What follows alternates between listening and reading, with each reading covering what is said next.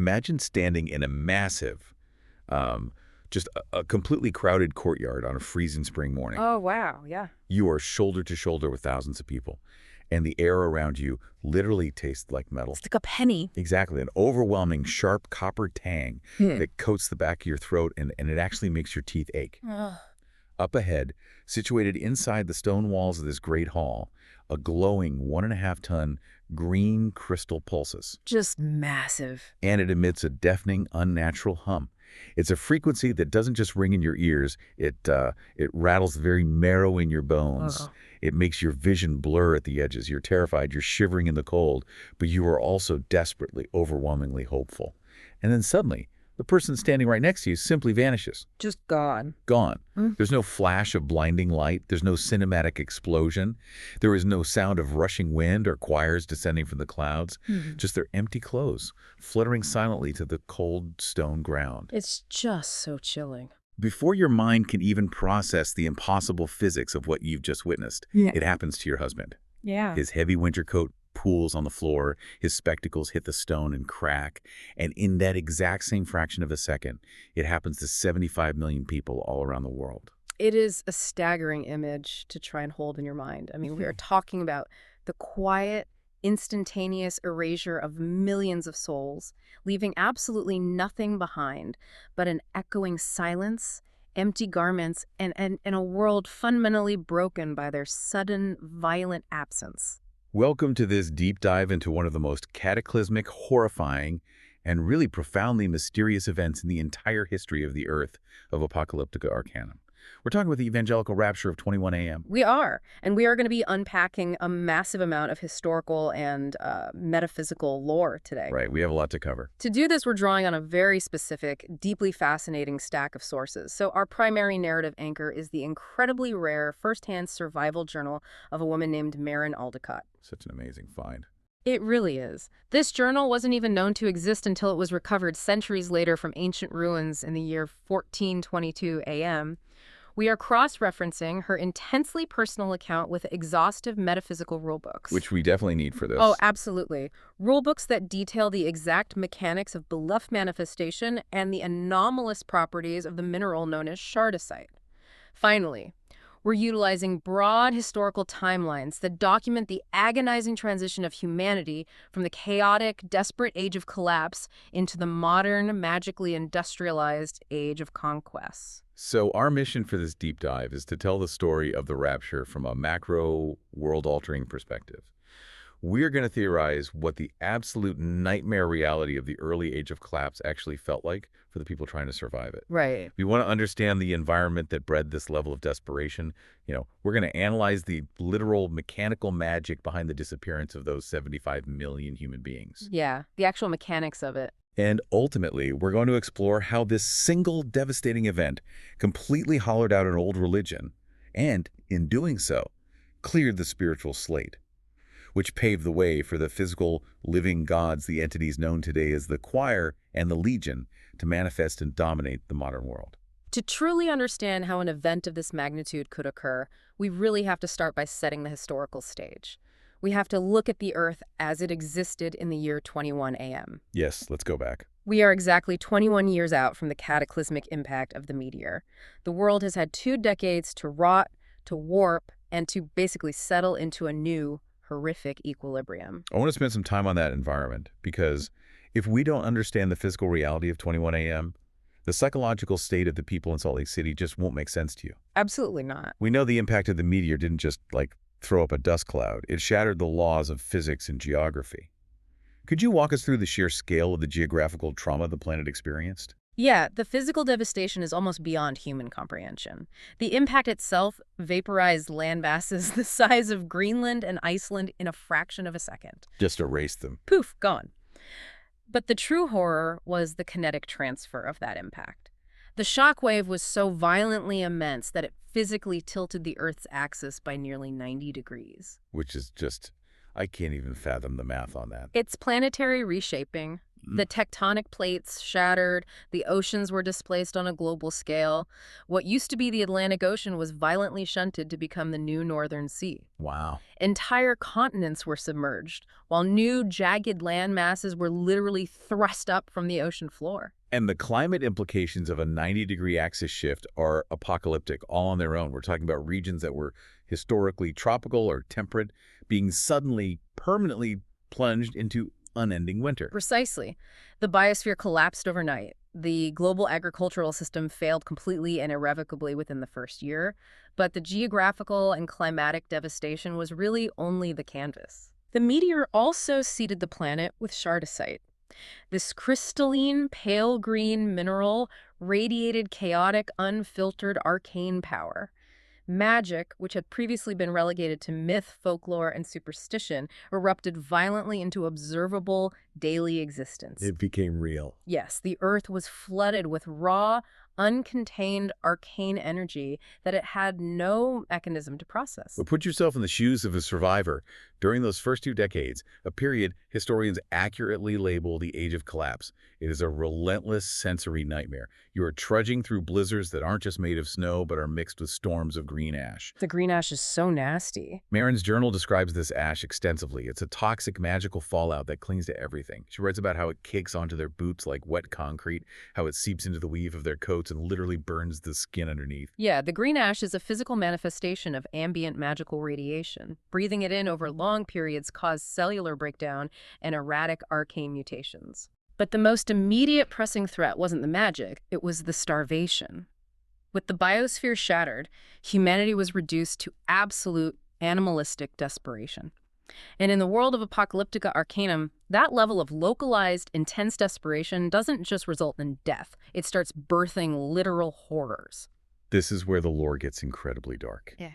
The environment is so saturated with raw Shardisite radiation that human trauma begins to take physical shape. You look at the entities that roamed the wastelands during the Age of Collapse, things like the Wendigo. Yeah. How does something like that actually come into existence from a mechanical standpoint? It is a terrifying intersection of psychology, biology, and arcane physics. The Wendigo of the Age of Collapse wasn't a biological species that evolved over millions of years. It was a localized manifestation. Because of the belief mechanics. Exactly. When you have extreme prolonged starvation coupled with the profound psychological isolation of the freezing wastelands, human beings inevitably turn to cannibalism out of pure survival instinct. Which is grim enough on its own. Right. In a normal world, that is merely a horrific tragedy. But in a world saturated with Shardisite, that specific concentrated trauma, the wickedness of men eating other men, the overwhelming guilt, the sheer biological terror of starvation acts as a psychic blueprint. A blueprint for the magic. Yes. The ambient magic reads that blueprint and warps the physical form to match it. The human body is mutated, stretched, and twisted by the chaotic magic into a towering, emaciated horror. It becomes a physical embodiment of the hunger itself, projecting an oppressive, localized aura of dread. It is like thermodynamics applied to trauma. The starvation and guilt are the energy, and the Shardisite provides the mass to turn it into a monster. That's a great way to put it. And it wasn't just monsters roaming the woods. The raw magic was causing grotesque physical mutations in the everyday survivors themselves. We read accounts from this era of people whose bodies were warping, shifting into unstable, agonizing forms. Yeah, they didn't have the distinct lineages yet. Exactly. These mutations wouldn't stabilize into the recognizable, distinct, non-human lineages we see in the modern age of conquest, like elves or dwarves for centuries. In 21 AM, it was just raw, painful, biological chaos. You have to consider the profound psychological toll this exacts on the human mind. The human brain is an engine designed to recognize patterns, to find order, to predict outcomes based on the observable laws of physics. Right. When those literal laws shatter before your eyes, when gravity acts strangely, when the sky bleeds green light, when your neighbor's body begins to spontaneously mutate, and when hunger physically manifests as a monster in the woods, the mind desperately scrambles for a framework. It has to. It searches for a reason, a pattern, some sort of overarching salvation. Because the alternative is admitting that you are living in a random, chaotic hellscape with no meaning. Exactly. When you are existing in a reality where the impossible has become a daily, lethal occurrence, that desperation creates the absolute perfect breeding ground for radical fanaticism. You become willing to believe absolutely anything, to adopt any doctrine, if it promises a mechanism of control or a way out of the nightmare. Which brings us directly to the journey of Maren Aldicott and her husband, Thomas. According to Maren's journal, which begins in October of 20 a.m., they are part of this desperate, traumatized humanity. They are right in the thick of it. She and Thomas make a grueling, harrowing trek from the ruined, frozen remains of Columbus, Ohio, heading west. Maren's entries from the road are bleak.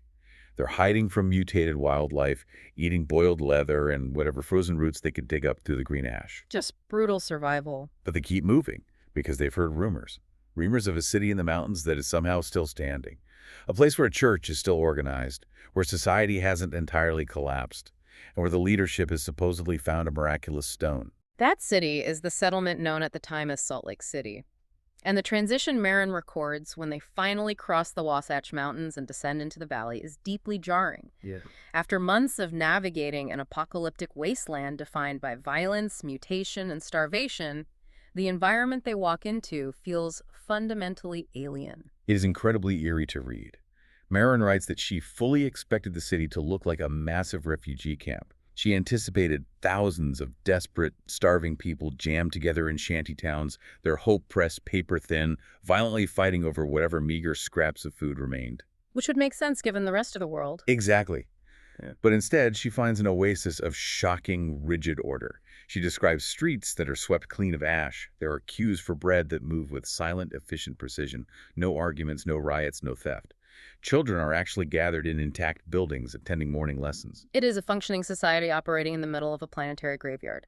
But Maren, who possesses an incredibly sharp, critical mind, immediately notes a deep unease within herself regarding this order. She knows something is off. Yeah.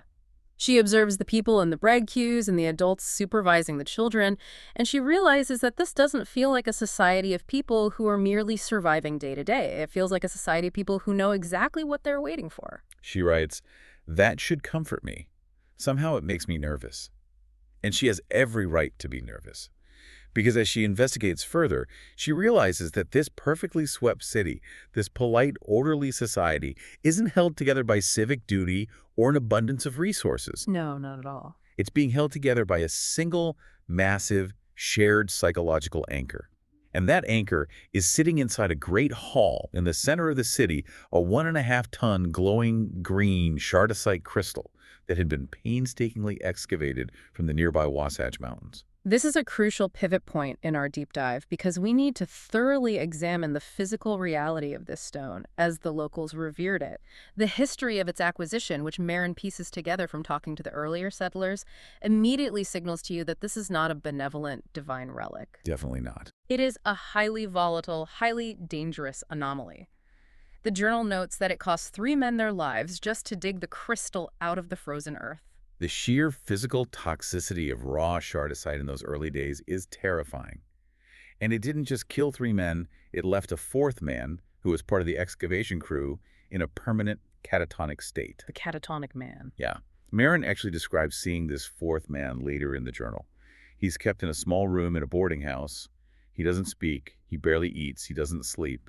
He just sits in a chair entirely absent from our reality. It's so sad.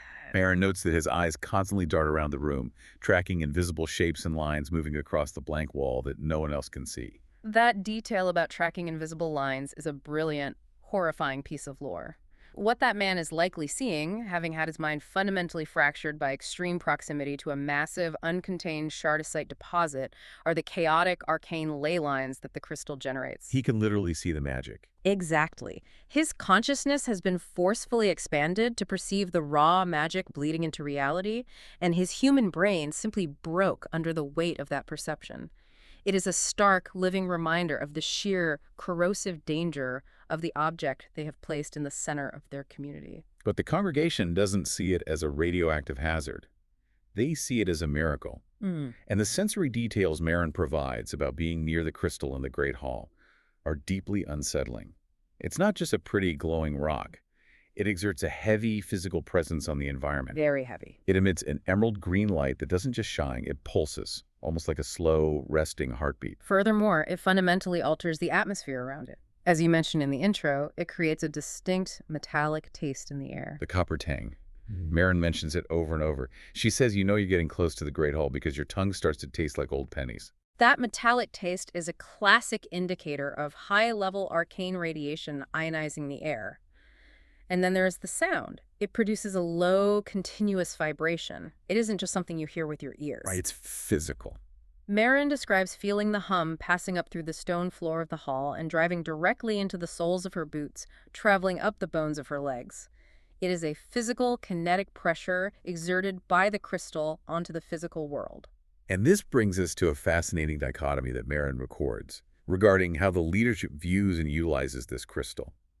There's a profound tension between science and salvation.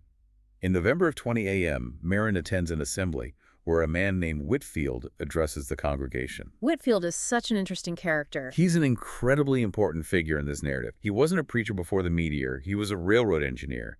He's a man grounded in physics, mechanics, and thermodynamics. And when he speaks to the crowd about the stone, he doesn't use the cadence of a prophet. No, he speaks with the cold, measured precision of an engineer explaining a complex mechanical device. He outright rejects the mystical framing. He describes the stone not as a divine gift handed down from heaven, but as a conductor.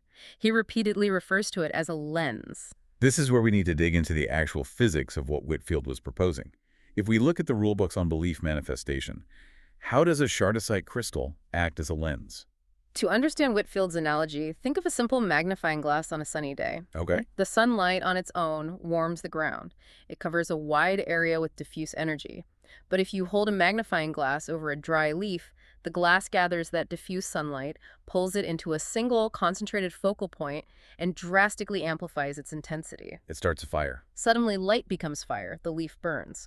In Whitfield's understanding, the sunlight is the collective ambient psychic energy of human belief. The human mind naturally projects will onto the world, but it is diffuse, scattered, and mostly powerless. The 1.5-ton Shardisite crystal is the magnifying glass. It takes the psychic weight of thousands of human minds, gathers it, and focuses it into a single reality-altering point of immense pressure. Marin notes with deep fascination that during his entire hour-long lecture, Whitfield never once invokes the Lord. He never quotes scripture. He's simply up there, with chalk on a blackboard, explaining the terrifying mechanical physics of the New World. He's telling them, this object channels human thought into kinetic worldly power. But what makes this historical moment so catastrophic is how the religious leadership, the established preachers, took that cold mechanical reality and masterfully spin it to serve their narrative. They hijacked it. They did. They didn't reject Whitfield's science, they co-opted it. They understood the core function of the Shardisite, that it massively amplifies human will, but they dressed that mechanical function up in the deeply ingrained emotional, theological language of their specific faith. They framed this arcane amplification process as the rapture. They essentially said, yes, the engineer is right about how it works, but the reason we were given this machine is to ascend. And Marin's husband, Thomas, represents the absolute perfect tragic target for this spin. He really does. After the assembly, Marin is unsettled. She asks Thomas if it bothers him that the engineer, the man leading the project, didn't use religious language, that he reduced their salvation to a machine. Thomas basically waves her off. He says, what does it matter what language the engineer uses? He builds the tracks, the Lord drives the train. The destination is the same. Wow. Thomas is completely, irrevocably locked into the theological narrative. He doesn't care about the physics. He only cares about the promised outcome. To understand why Thomas's perspective is so incredibly dangerous on a macro scale, we have to unpack the metaphysical rules of belief and manifestation that govern the earth of Apocalyptica Arcanum. Yeah, let's lay out the rules. In this post-meteor reality, human belief is no longer a passive internal state of mind. It is a literal, tangible force that exerts physical pressure upon the fabric of reality.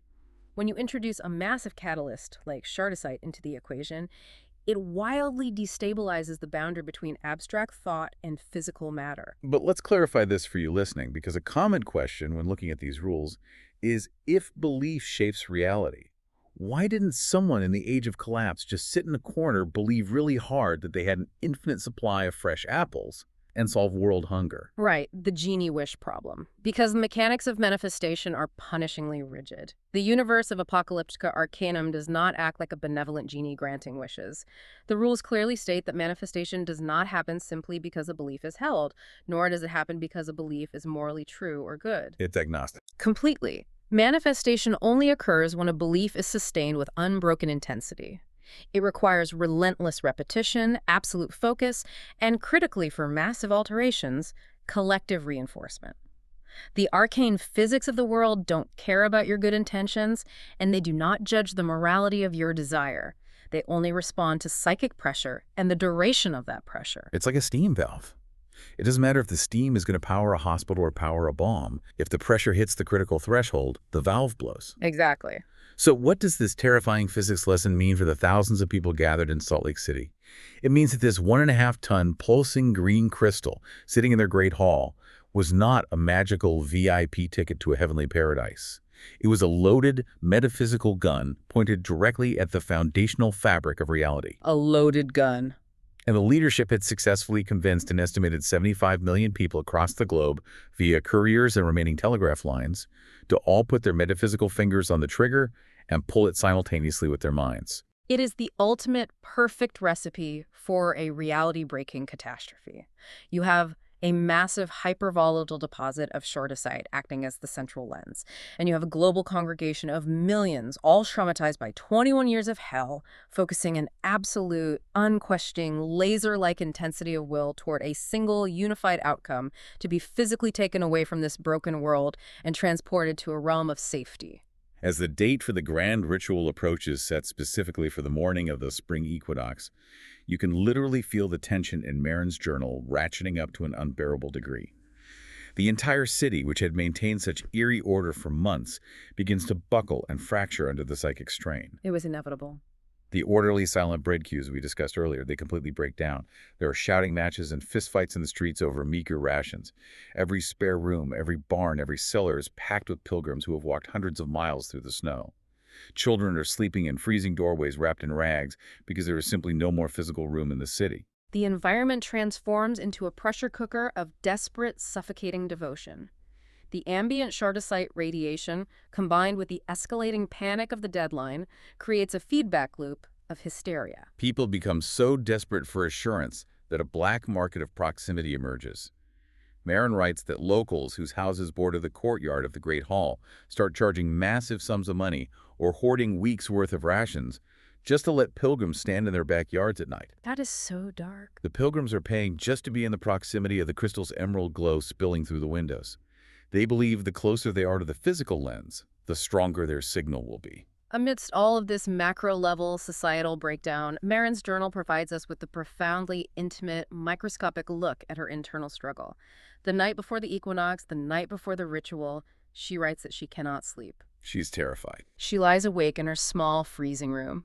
Outside her window, she can hear the low, collective murmur of thousands of pilgrims in the streets and courtyards.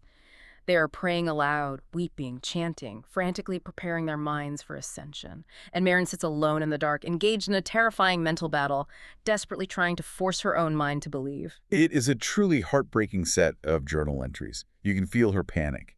She desperately wants to be taken. She loves Thomas profoundly, and the thought of being separated from him, of being left behind in this frozen, mutant-infested wasteland, terrifies her. Of course it does. But Marin is cursed with a critical mind, and she recognizes a terrifying fundamental gap in her own psychology. She realizes that there's a massive, unbridgeable difference between hoping for salvation and possessing the ironclad absolute certainty that she knows the crystal requires to function. Her honesty with herself in that moment of ultimate panic is incredible. She writes that she believes the meteor happened. She believes the crystal in the hall is real and powerful. She has seen the catatonic man. She knows it does something. She even deeply respects and believes that Thomas's faith is utterly genuine. But she can't get there herself. No, she cannot force her own mind to accept the specific, highly detailed theological outcome the preachers have promised that they will be chosen, lifted up, and safely transported to a golden paradise. She uses this beautiful, tragic phrasing. Yeah. She writes that she has spent the entire night scouring her own soul, trying to find the solid part of her faith, the place where it locks. But she can't find it. The mechanism of her belief won't latch. She has doubts. She has questions about the logistics of it all. What happens to their physical bodies? Where does the air come from in heaven? Her rational mind won't shut off. And in the realm of belief manifestation, you cannot fake the signal. You cannot manufacture absolute certainty through sheer willpower if the subconscious doubt remains. The Shardisite lens does not read intent, it reads the structural integrity of the belief. Marin's belief had stress fractures. And then the morning of the equinox finally arrives. I want to walk through this sequence slowly, step by step, because the sensory details Marin records are haunting, and they paint a picture that is entirely different from the glorious ascension the crowd was expecting. Yeah, walk us through it. She is standing in the outer courtyard. She and Thomas couldn't even get close to the inner doors of the Great Hall. She is pressed shoulder to shoulder, chest to back, with hundreds of freezing, desperate people. It was a bitterly cold, pale morning. She notes that the sky is that thin, washed-out blue that comes right before full dawn, offering no warmth. Inside the hall, the religious leadership initiates the ritual. While we don't know exactly what words were spoken inside, Marin describes the observable effects from the courtyard. The light emanating from the crystal, spilling out through the tall, narrow windows of the hall, begins to change. It shifts. It is a deep, saturated emerald green, and it begins to pulse. Slowly at first, like a resting heart rate, and then steadily building in speed and blinding intensity. The metallic taste in the air, the copper tang, returns stronger than she has ever experienced it. It makes my eyes water. And the sound, the hum, it stops being a mere vibration on the stone floor and becomes an omnipresent frequency that permeates the very air. She writes that it vibrates in her chest cavity, making it hard to breathe. It hums in the bone directly behind her eyes. Just overwhelming sensory overload. It is a sound that does not belong to the natural world, a sound of physics being violently bent out of shape. The people around her in the courtyard are weeping openly. They are shouting prayers into the freezing air, staring at the glowing green windows with open mouths, their faces bathed in this sickly light. And then the climax arrives. The moment. But what makes this moment so horrific is what doesn't happen. It isn't loud. The sky doesn't tear open. There is no grand cinematic explosion of arcane power. It is terrifying precisely because it is so profoundly quiet. It is an instant, silent, absolute absence. Marin is looking around, her heart pounding. A woman standing immediately to Marin's left, a woman who had been sobbing a prayer just a second prior, is simply gone. Her heavy woolen shawl drops straight down, pooling on the cobblestones. Just drop. Marin writes that it takes her mind a full, agonizing moment to even register what happened. Her brain rejects the input because there was no flash to blind her, no sound of displacement to startle her. Just a person, and then empty, freezing air. Before she can even turn her head, three people to her right vanish simultaneously. A tall man standing directly in front of her is erased, his hat fluttering down to rest on his boots. That visual of the hat falling is just wow. An elderly woman leaning on a cane behind her disappears, the cane clattering loudly against the stone. Marin just stands there, perfectly still, entirely untouched, surrounded by a sudden, terrifying emptiness. The courtyard, which was packed so tightly people could barely breathe, is suddenly sparse. The silence that follows the hum cutting out is deafening. But Marin's immediate instinct isn't to marvel at the magic, it is sheer panic for Thomas. She pushes her way through the remaining dazed survivors and forces her way into the inner hall where the crystal is housed. When she finally enters the inner hall, the devastation of the event becomes clear.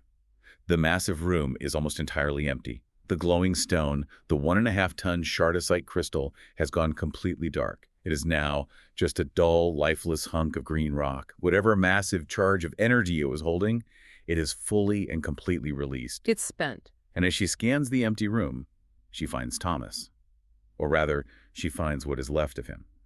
Near the eastern pillar, right in the front row where the most devout were allowed to stand near the crystal, she sees Thomas's coat on the floor.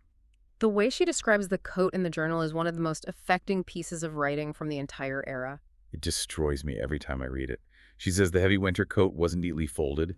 It hadn't been carefully removed. It had simply maintained the shape of his shoulders and back for a microscopic fraction of a second after he was gone, suspended in the air by the sudden absence of mass, and then it collapsed inward on itself and settled onto the cold stone floor. And right beside the collar of the coat, laying on the stone, are his wire-rimmed spectacles. One of the glass lenses is cracked from the fall. That is the reality of the rapture. There were no grand choirs of angels lifting the faithful. There were no ascending bodies made of golden light. There was just a cracked spectacle lens on a cold stone floor, and a wife left entirely alone. The emotional devastation for Marin is absolute. But as historians analyzing this event, we have to scale this moment up. If we zoom out from that single room in Salt Lake City, the true apocalyptic horror of the event becomes almost incomprehensible. Because it wasn't just them. Right. This ritual, this massive discharge of psychic energy, wasn't isolated to the people standing in that valley. The psychic resonance of that event cascaded globally along the ley lines. Because of the interconnected nature of belief manifestation, the unified, synchronized will of the faithful across the entire planet, millions of people who had been primed by couriers to pray at that exact hour synchronized with the focal point of the massive crystal in Utah. A global network of belief. The Shardisite lens triggered the simultaneous instant disappearance of an estimated 75 million human beings worldwide. 75 million people, erased in a single heartbeat. In a world that was already on its knees, already devastated and depopulated by the meteor and the subsequent 20 years of starvation and mutation, to lose that many people in 1 second. The global infrastructure, what tiny, fragile pieces of it were still functioning, simply shattered. It broke everything. Marin shares a terrifying anecdote in her journal from a few days later that illustrates this perfectly. Couriers bring news to the city that a large steam train derailed violently 40 miles east of Salt Lake. Why did it derail? Was the track broken by ice? No, because the engineer, sitting alone at the controls of a massive speeding locomotive, was a believer. He vanished. He vanished mid-journey. With no one to throttle down or apply the brakes, the train hit a curve at full speed. 3 cars full of supplies and non-believing passengers went off the tracks and tumbled down an embankment. She notes with grim irony that the survivors became exceedingly careful about checking the religious affiliations of train conductors before buying a ticket after that. That specific detail about the train engineer highlights the horrifying, indiscriminate nature of the event across the globe. The world was suddenly dotted with empty clothes in the most critical of places. Empty uniforms standing at the controls of heavy factory machinery. Empty coats in the middle of frozen agricultural fields. Mothers holding infants. Exactly. Mothers holding infants, where suddenly the mother is gone and the infant drops to the floor. The logistical chaos is unimaginable. But as the literal dust settled in Salt Lake City, the immediate fallout wasn't logistical, it was narrative. The surviving religious leadership had to immediately reckon with a reality that fundamentally contradicted their promises. Right. Because the leaders, the high preachers who had orchestrated this entire ritual and promised ascension for the faithful, didn't all vanish.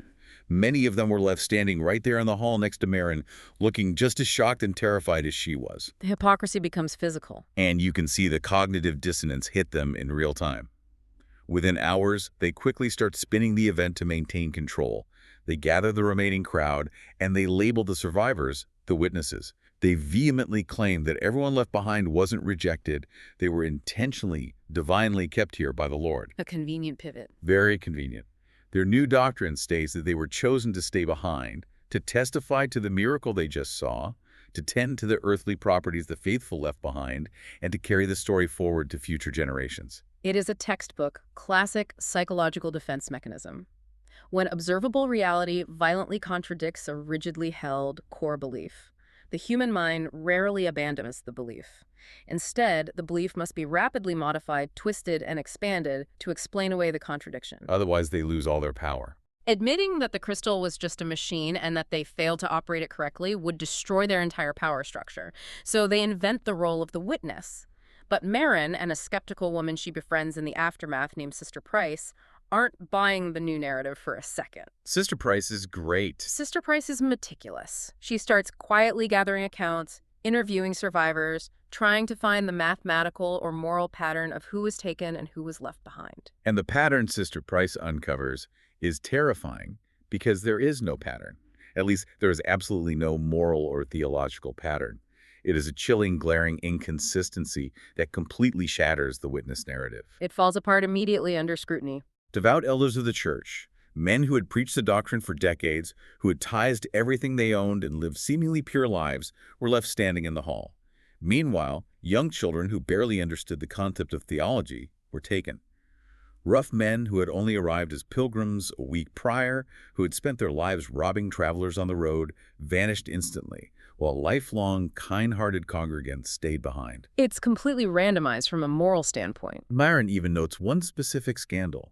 A woman whose faith had been openly, mockingly questioned by the leadership for years because she rarely attended services, was among the very first to disappear from the inner hall.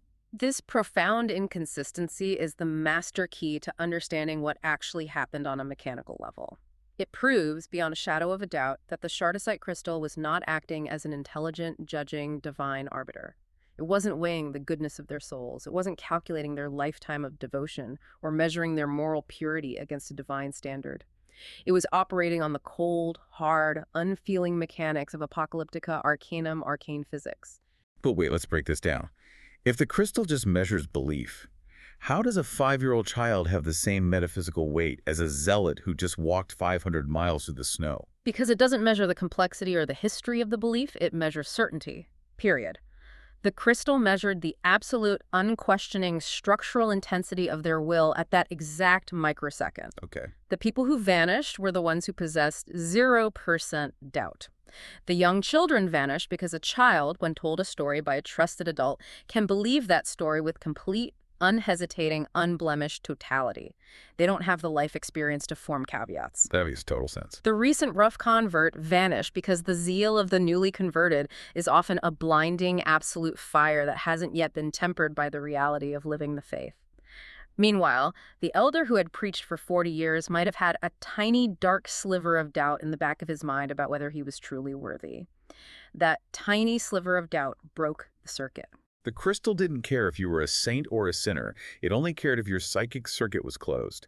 And this leads to Marin's realization. In late April, weeks after the event, she writes an entry that is both heartbreaking and profoundly empowering. She's walking around the freezing city wearing Thomas's oversized coat, which is just a potent cinematic image of grief, wrapping herself in the literal empty space he left behind. It's beautiful imagery. And as she's walking, she finally realizes why she is still there. For 21 years, ever since the meteor fell, she thought her constant questions, her scientific mind, and her inherent doubts were a massive failing. She thought they were a softness or a corruption in her character. But she realizes, walking in Thomas's coat, that she wasn't left behind because she was flawed or sinful or unworthy of paradise. She was left behind specifically because she asked questions. Her inherent doubt was literally her biological and metaphysical survival mechanism. Her inability to find that place where it locks, her stubborn refusal to surrender her critical thinking to the frenzy of the crowd, is the exact thing that kept her anchored to the physical world when the massive Shardisite charge detonated. It saved her. She has this brilliant phrase in the journal where she says she learned to believe with both hands open. That open-mindedness, that lack of a clenched, absolute fist of certainty, meant she simply didn't provide the crystal with the concentrated, focused point of will required to trigger the manifestation on her own physical form. It is so wild to think about from a philosophical standpoint. In a society that demanded absolute blind faith, her questioning, skeptical mind was the shield that saved her life. But this realization raises the most terrifying, lingering question of the entire deep dive. It is the question Marin herself asks in the very final, fragmented entries of her journal before the text cuts off. Where did they actually go? The ultimate question. Did Thomas and the 75 million others actually arrive in a glorious sunlit paradise? Or did the Shardisite crystal, acting as a blind, unthinking machine, simply execute their unified will by violently dispersing their physical matter into the surrounding ether? If we look at this from a purely analytical standpoint, heavily relying on the established rules of the setting's magic system, the latter is the most probable and undeniably the most horrifying answer. Dispersal. As we discussed, belief manifestation requires immense pressure to alter physical reality. But when that psychic pressure wildly exceeds the capacity of local reality to process and dissipate it, the results are explosive and catastrophic. You had 75 million minds all channeling an extreme, desperate escape fantasy through a highly volatile, highly unstable magical amplifier. Too much pressure. It is highly, highly likely that reality simply buckled. It wasn't a journey to a pre-existing heaven. It was a globally synchronized, massive, fatal, magical discharge. The believers essentially commanded the magic to remove them from their suffering, and the magic complied in the most brutally efficient way possible. It was a collective suicide, entirely masked and facilitated by the comforting language of salvation. They didn't travel anywhere. They just ceased to be. Their physical forms were instantly vaporized, broken down into raw energy, and scattered into the arcane background radiation of the planet. And the macro impact of this sudden, violent dispersal on the broader world of Apocalyptica Arcanum cannot be overstated. By literally physically removing its most fervent, absolute believers in a single instant and leaving nothing but deafening silence, empty coats, and shattered communities in its wake, this singular event effectively, permanently collapsed the structure of Christianity on Earth. The theological vacuum this event created was absolute and terrifying. The old faith, which had provided comfort for millennia, was entirely hollowed out. The people who were left behind were the doubters, the skeptics, and the deeply traumatized. But crucially for the timeline of the world, the Evangelical Rapture of 21 AM served as the ultimate, undeniable, horrifying proof of concept for the surviving population. It showed them what was possible. It proved, on a massive, globally observable scale, that the equation was real collective human belief combined with ambient Shardisite equals undeniable reality alteration. And that realization is the bridge that leads us directly out of the age of collapse and into the modern era of the setting, the age of conquest in 2101 AM. Because humanity, despite losing 75 million people, didn't stop believing. They didn't stop feeling intense emotions. No, they just redirected it. They were profoundly traumatized by the horrors of the age of collapse, by the mutated beasts stalking the ash-choked woods, and by the brutal forever war that would eventually rage between the emerging, magically industrialized superpowers. And as they suffered, they began to project all of their desperate, bleeding hopes and all of their darkest, most consuming despairs out into this shard-saturated environment. The rapture essentially cleared the old spiritual slate, and humanity, entirely inadvertently, began to fill that empty space with new physical manifested gods. This is exactly how the ruling entities of the modern age, the choir and the legion, were born. We have to understand that these are not primordial creator deities who existed before time. Right, they are man-made. They are the concentrated accumulation of raw human emotion, given physical, towering form by the exact same mechanical physics that caused the rapture in Salt Lake City. Yes, let's look at the specific historical milestones that prove this. If we track the timeline, the intense trauma, the hatred, and the immense suffering of the survivors birthed the Legion. In the year 666 AM, a broken, tortured Lemurian poet, sitting in the ruins of a destroyed city, finally gave a specific name to the agony he was feeling. He named his suffering. Nakoda. And because the ambient Shardisite was listening to that concentrated, sustained despair, that name Nakoda manifested into physical reality as a literal, towering demon. That single manifestation was the birth of the Legion. And on the exact opposite end of the emotional spectrum, the desperate, weeping hope for healing, for protection, and for mercy birthed the choir. The historical records show that the first angel, a being of terrifying light and rigid order, manifested in 9:41 AM. The mechanics are identical. The modern world of the setting, with its massive gleaming cathedrals dedicated to serving angels, and its hidden, blood-soaked dark cults worshipping demons, only exists because the tragedy of 21 AM proved the mechanism was possible. The rapture demonstrated that humanity had the terrifying power to manifest its own living gods. It's wild. But it also proved, with 75 million empty coats, that humanity is entirely, tragically capable of manifesting its own absolute destruction. It is a stunning, deeply tragic pivot point in the history of this fictional world.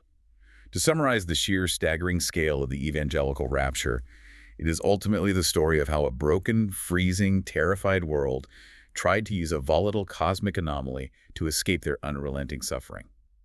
They tried, with all the desperation in their hearts, to build a literal ladder to heaven out of a highly radioactive, reality-bending rock. It backfired. And in the end, all they left behind were cracked spectacles, empty winter coats pooling on stone floors, and the small handful of people brave enough or doubtful enough to ask questions. It is a potent, deeply unsettling reminder of the sheer destructive power of absolute certainty. While we, sitting here in the real world, thankfully do not have glowing green crystals that can physically bend the laws of thermodynamics, the overarching narratives and ideologies we hold on to with absolute, unquestioning certainty still possess the power to drastically and sometimes violently alter our shared realities. Absolutely. History repeatedly shows us that when a massive group of people collectively agree to ignore observable evidence, to violently suppress internal doubt, and to march in lockstep toward a single fanatical goal, the human cost is almost always terrible. Doubt, as Marin Aldecott so painfully discovered in the frozen ruins of Salt Lake City, is not a weakness of character. It is very often the only anchor that keeps us grounded in reality. It is perfectly said. A little bit of doubt keeps you tethered to the earth. But before we wrap up this deep dive, I want to leave you with one final incredibly chilling theory to mull over. It builds on everything we've just discussed about the mechanics of the world, but it takes the horror one step further. I am always intrigued by a good theory. What are you thinking? Okay, follow me down this rabbit hole. Mm-hmm. We know, as a verified fact, that Shardisite amplifies human will to shape reality. That is the core rule. And we assume, as we just discussed at length, that the 75 million people were simply dispersed, vaporized into the ether because the physical reality of the courtyard couldn't handle the massive psychic pressure. But what if they weren't dispersed? What is the alternative? If they didn't vaporize and they didn't go to a pre-existing divine heaven, where are they? Think about the magnifying glass analogy you used earlier. Yeah. What if the lens worked exactly as it was supposed to? If 75 million minds all shared the exact same hyperspecific, unshakable conviction of a glorious heavenly kingdom, if they all pictured the exact same pearly gates, the exact same streets of gold, the exact same choirs of angels, what if that combined massive psychic pressure didn't vaporize them? What if that much concentrated will actually created a brand new, isolated pocket dimension? What if, somewhere out there, floating in the invisible arcane ether of this magical world, there is a massive, artificially manifested hallucination of heaven? And the most terrifying part, what if 75 million consciousnesses are currently trapped inside it, living out a fake, static eternity, completely and utterly unaware that they are nothing more than the psychic ghosts of a dead religion locked inside a prison made of their own absolute certainty? That is a profoundly terrifying thought. An eternity built entirely out of raw, crystallized delusion. If that dimension exists, it would be the largest, most tragic monument to fanaticism ever constructed. Just a little something for you to think about.